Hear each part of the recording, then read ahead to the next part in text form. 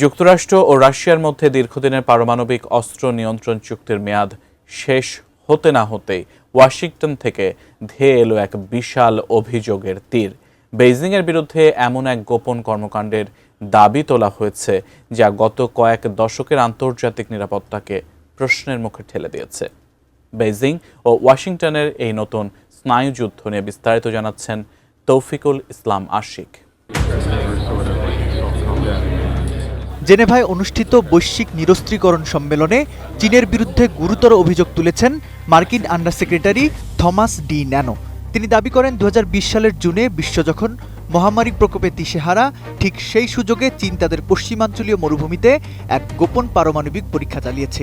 মার্কিন গোয়েন্দা তথ্য অনুযায়ী 2020 সালের 22 জুন শত শত টন টিএনটি ক্ষমতা সম্পন্ন একটি পারমাণবিক বিস্ফোরণ ঘটায় বেইজিং। ওয়াশিংটনের দাবি, চীন অত্যন্ত সুকৌশলে এই পরীক্ষাটি আড়াল করতে চেয়েছিল, যাতে আন্তর্জাতিক কোনো সংস্থা এর হদিস না পায়। সবচেয়ে চমকপ্রদ তথ্য হল, চীন এই পরীক্ষাটি শনাক্তকরণ ব্যবস্থা থেকে আড়াল করতে ডিকাপলিং নামক এক বিশেষ পদ্ধতি ব্যবহার করেছে। বিশেষজ্ঞদের মতে, ডিকাপলিং হল মাটির নিচে বিশাল এক গহ্বর খনন করা, যা পারমাণবিক বিস্ফোরণের ফলে সৃষ্ট ভূকম্পন বা সিসমিক ওয়েভকে শুষে নেয়। ফলে ভূপৃষ্ঠের মনিটরিং ব্যবস্থায় বিস্ফোরণের তীব্রতা ধরা পড়ে না।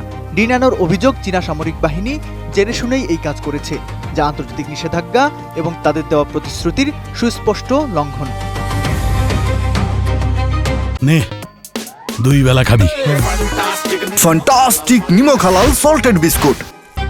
তবে যুক্তরাষ্ট্রের এই অভিযোগকে স্রেফ ভিত্তিহীন বলে উড়িয়ে দিয়েছে শি জিনপিং প্রশাসন। ওয়াশিংটনে চীনা দূতাবাস থেকে জানানো হয়েছে, চীন সবসময়ই আগে পরমাণু অস্ত্র ব্যবহার না করার নীতিতে অটল। বেইজিং উল্টো দাবি করেছে, যুক্তরাষ্ট্রই বরং নিরস্ত্রীকরণ বিধিবিধান ভঙ্গ করে বিশ্বকে নতুন এক পারমাণবিক অস্ত্র প্রতিযোগিতার দিকে ঠেলে দিচ্ছে। তবে বিশ্বব্যাপী পারমাণবিক পরীক্ষা পর্যবেক্ষণকারী সংস্থা সিটিবিটিও জানিয়েছে, তাদের আইএমএস সিস্টেমে এই তারিখে কোনো বড় বিস্ফোরণ ধরা পড়েনি।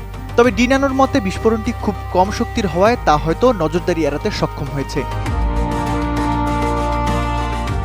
এই অভিযোগের সময়টা খুবই গুরুত্বপূর্ণ। ট্রাম্প প্রশাসন দীর্ঘদিন ধরেই চীন ও রাশিয়াকে নিয়ে নতুন একটি ত্রিপক্ষীয় চুক্তির জন্য চাপ দিচ্ছিল। নিউ স্টার্ট চুক্তির মেয়াদ শেষ হওয়ার পর যুক্তরাষ্ট্র এখন আর কোনো একতরফা সংযম দেখাতে রাজি নয়। মার্কিন কর্মকর্তাদের একাংশের ধারণা, বেইজিং আসলে গোপনে নিজেদের পারমাণবিক শক্তিকে ওয়াশিংটন ও মস্কোর সমতুল্য করতে চাইছে এবং সেজন্যই তারা কোনো নিয়ন্ত্রণ চুক্তিতে বসতে আগ্রহী নয়।